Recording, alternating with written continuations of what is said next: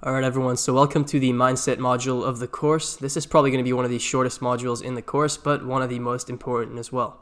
So first topic is why mindset is important for e-commerce and business in general.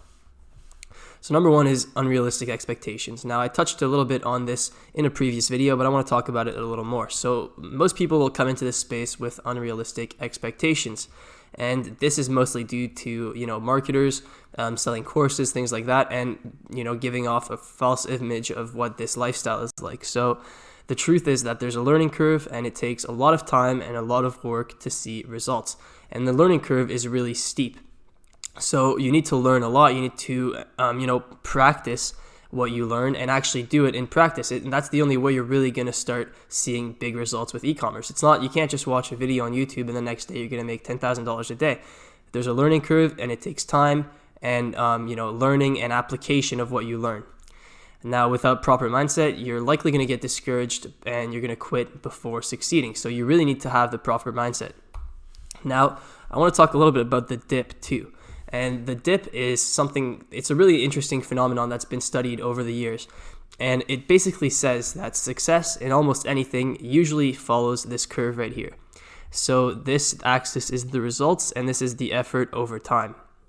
And so what this is basically saying is that when you if you jump into a new business, for example, dropshipping. So you start dropshipping, what you'll usually see is right as you get into dropshipping, with minimal effort, so you'll watch a few videos, free content, you'll start making your own store, results, you can start getting some results and everything starts going well for a little bit.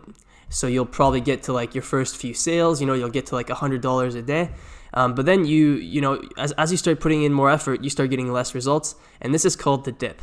And this section here is where most people quit. And this is also, this graph makes it look pretty short, but this dip can be, months to years on end. And this dip is really when you need to learn and learn to differentiate yourself from others and learn to test things for yourself and really do the grunt work of what's going to make you successful. And so most people quit during this dip. And I've seen this dip firsthand, right? Once you get into a new space, the first results are easy to achieve. This is the easy stuff. But once you want to go to the really crazy results, there's this long period of learning and putting in a lot of effort without getting a lot of results.